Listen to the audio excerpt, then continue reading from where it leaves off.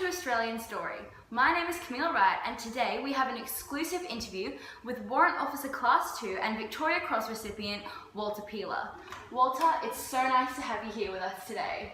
It's great to be here, Camille. So Walter, I understand that you served in World War I, but before we get into that, tell me about your early life before the war. So I was born on the 9th of August 1887 in Barkers Creek, Castlemaine, Victoria.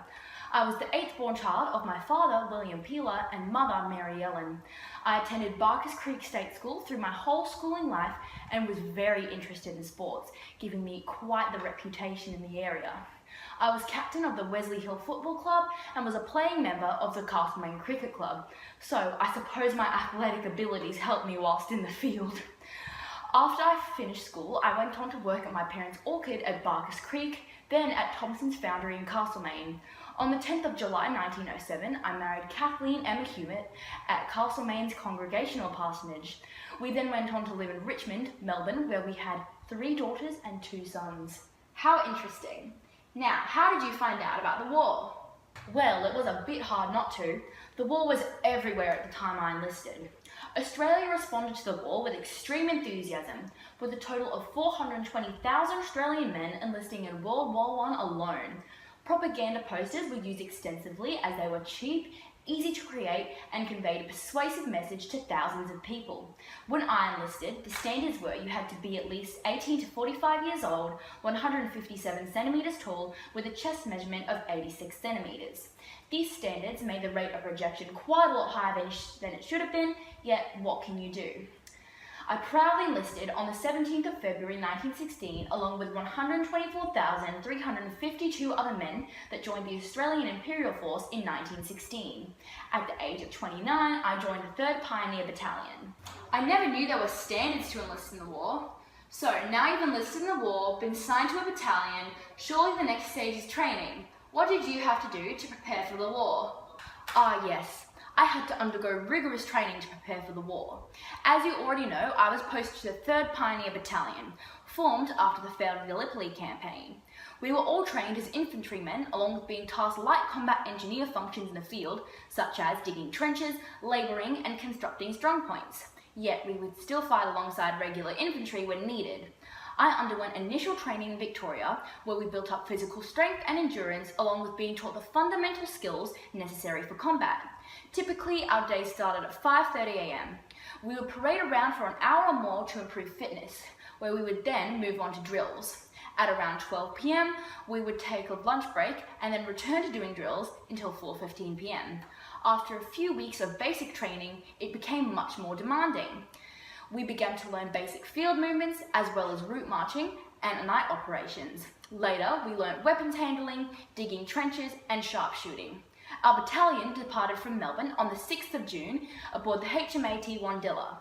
7 weeks later, we arrived in the United Kingdom, where we spent 3 months undergoing specialised training, where I was taught to be a machine gunner.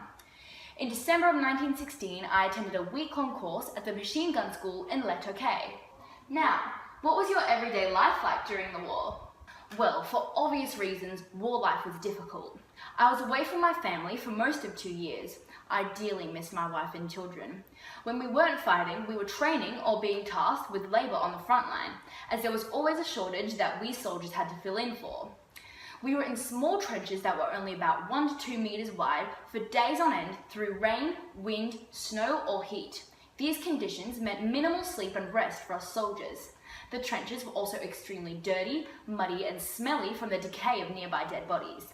They were filled with all manner of wildlife, from frogs to rats and lice. Ugh, don't even get me started about the lice. Those things were everywhere, from our clothes to our hair and bed sheets. Sometimes they would get so bad that many soldiers would contract trench fever, causing headaches, raised temperature and muscle aches. The food we were given wasn't all that great either. Due to shortages and rations, we basically lived off of canned corned beef, bread and biscuits, although our families would sometimes send us care packages with cake, tinned food and tobacco. How unfortunate. Now you've undergone all your training and gotten used to everyday life at the war, tell me about your first frontline experience. I first participated on the initial assault on Mezines Ridge, fought to force the German enemy to withdraw from the main battlefront of Vimy, near Nord-Pas-de-Calais in France. Whilst manning a Lewis gun, I suffered shrapnel wounds to my face, an eye from an artillery shell, along with a gunshot wound to my right cheek. These injuries caused me to spend the next 3 days in hospital before I could return to my battalion. 2 weeks later, I was once again promoted to Lance Corporal after I was stripped of my stripe a few months earlier due to a training incident, but we don't have to get into that today. Thankfully, our battalion spent the next 4 months in a quieter section of the Western Front. How fortunate indeed. Next up, what role did you play in the Battle of Broadside? The Battle of Broadside Ridge was a very large operation involving 12 divisions, including both 1 and 2 Anzac. It was launched by British General Herbert Plummer as a part of the Prez Offensive. On the 4th of October 1917 at 6 a.m, myself and 23 other men from the 3rd and 10th Infantry Brigade were charged with ultimately seizing the heavily defended Broadside Ridge. Funnily enough, I wasn't even meant to be there. I was initially assigned for anti-aircraft operations on the 37th Battalion, but through the confusion when Germans began shelling our assembled positions, I found myself right out in front, leading the first wave.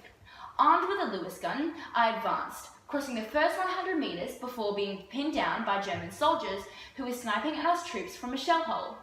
I managed to fire my machine gun, consequently shooting the 9 German soldiers and clearing the way for the advance. I then encountered a machine gun position holding up the advance, who I shot down in a single burst from my gun, causing the gun's defenders to seek cover in a dugout. A fellow Australian lobbed a particularly well-aimed grenade into the dugout, driving out the remaining soldiers, who I managed to single-handedly shoot. Overall, I managed to destroy 4 German posts within an hour, accounting for nearly 30 of the enemy, and somehow I emerged unscathed. By the next morning, the 37th Battalion had captured its objective, with 8 German pillboxes, several dugouts, 20 machine guns, and 420 prisoners of war.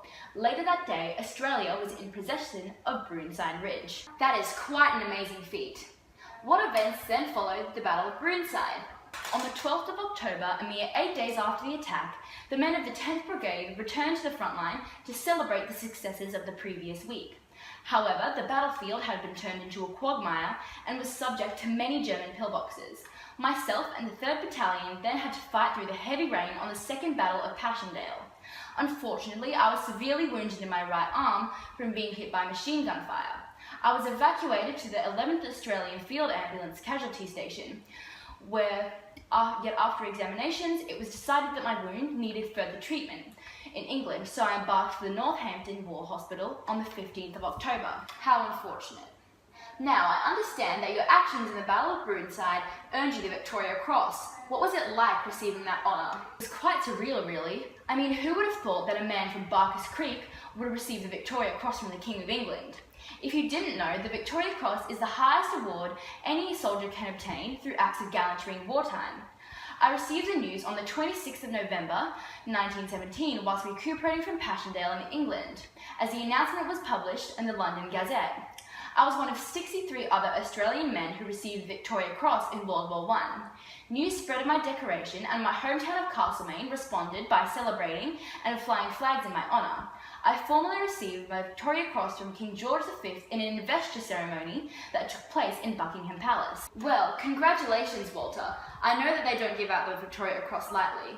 So, what did you do after you returned from the war? I returned to my battalion in France on the 17th of May 1918 as Lance Corporal. I was then promoted to Sergeant whilst working at the Corps gas station in mid-June. On the 24th of August, I was invited to return to Australia as one of the Victoria Cross recipients to aid in a recruiting drive. I didn't return to France after I arrived, as on the 11th of November 1918, an armistice with Germany was announced, consequently ending the First World War. Although I wasn't formally discharged from the Australian Imperial Force until the 10th of December. Following the war, I acquired an orchid in my hometown district of Castlemaine, though only for a short period of time before I returned to my family in Melbourne, taking up a job at the H.V. Mackay Sunshine Harvester Works. Unfortunately, my wife and I separated around this time, though never divorced. In 1934, I became the first custodian of the Melbourne Shrine of Remembrance. I occupied this post for the next 30 years, so I guess you could call it my second home. Finally, how did the war affect you? The war affected me in many ways, as it would. I don't think a single soldier came out of that war unscathed, both physically and emotionally. I certainly don't consider myself a hero.